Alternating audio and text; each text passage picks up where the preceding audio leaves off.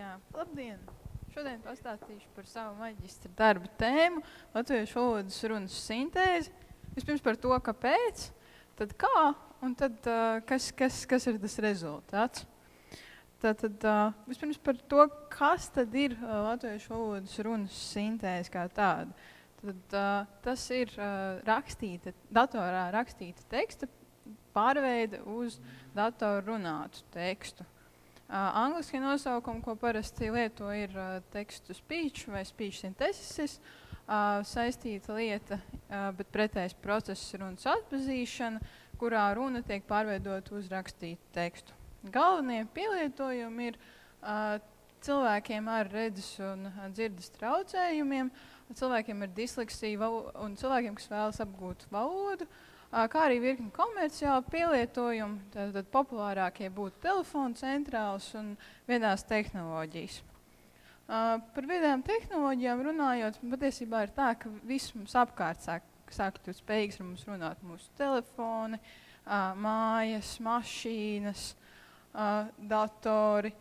Tad runas tehnoloģijas ienāk mūsu dzīvē it visur. Tātad viens no bildītēm, kas šeit nav, tad mobīlijos telefonos arī Amazon produktā Eko parādās tā sauktie virtuālie asistenti, kas prot mums atbildēt uz jautājumiem, atpazīt, ko mēs sakām un atbildēt, sintezēt runu.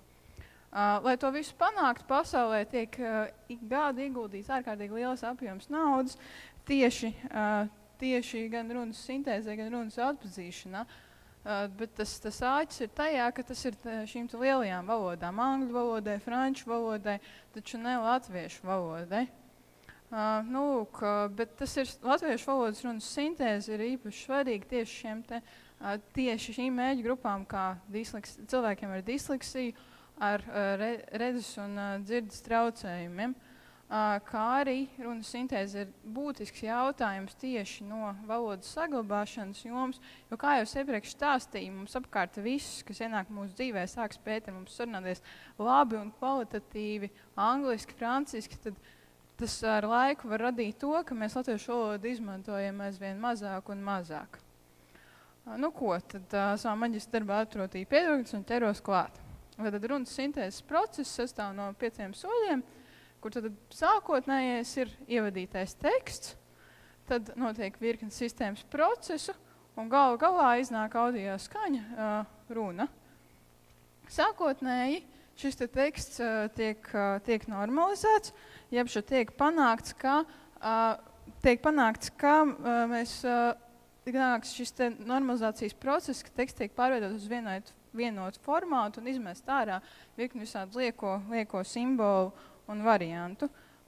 Tad nākamā daļa saistīta ar to īpašību izgošanu, kas ir šim rakstītajam tekstam, ar to priekšapstrādi, kas ir nepieciešama, lai pēc tam pārvērstu rakstīto tekstu par audio signālu. Tiek iegūta intonācija, lai pēc tam iegūtu sākotnējo šo audio signālu. Tiek veikta virkne soļu pēc tam, lai uzlabotu kvalitāti un padarītu to patiešām par dabisku runu, nevis tikai par datoru monotonu toni. Šīs runas modelēšanas sadaļai patiesībā ir šīs vislielākās iespējas viņu arī uzlabot un pielāgot latviešu valodai. Un parasti tiek izmantotas 2 metodes. Konkatenācijas metode nozīmē to, ka mums ir iepriekš sagriezt runas fragmenti, kurus mēs salīmējam kopā atpakaļ. Savukārt parametriskā runas sintēze nozīmē to, ka dators no iepriekšējiem piemēriem ir iemācījies, kā tad ir jāsintezē runa. Mans rīks izmanto parametrisko runas sintēzi, kur būtiskākā lieta ir labā kvalitāte un iespēja izmantot salīdzinoši mazus resursus, lai panāktu rezultātu. Šīs modelēšanas rezultāts runas sintēzē patiesībā visinteresantākais ir tieši ar izvērtēšanas iespējām. Un izvērtēšanas iespējas ir ārkārtīgi subjektīvas. Tā arī zinātnieki runas sintēzi izvērtē, jautājot cilvēkiem, ko jūs par to domājat. Tā arī tika vērtēti runas sintēzes rīki manā darbā, vērtēja latviešu valodas esošos rīkus, kā arī apskatītu šo savu rīku. No Turinga testa, jeb kā varētu sajaukt runas sintēzes rīku ar latviešu, ar cilvēku runāto vēl ir tālu, taču mans runas sintēzes rīks ir salīdzinoši tuvu šobrīd labākajam pieejamam, publiski pieejamam Tildes biroja runas sintezatoram.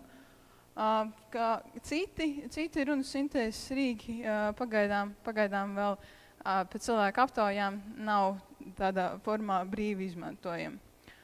Manā rīkā tas var teikt, atslēga patiesībā ir šis te Ocean, ko es iesaku izmantot arī citiem, kas vēlas ar to nodarboties.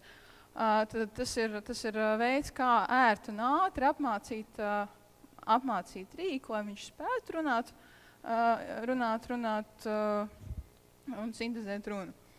Man nākamie soļi ir piestrādāt tieši pie šīs te kvalitātes, tad intonācijas un paužu uzlabojumiem, kā arī uzlabot to, lai runa būtu... Paldies par uzmanību.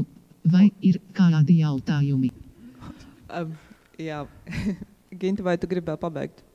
Man pēdējais teikums bišķi norāvās. Man pārtrauca. Mēs brīdinājām, ka tā var notikt, jo automātiski pārslēdzās un sākās tev tā kā tavs audio ieraksts. Bet vai ir žūrijai kādi jautājumi?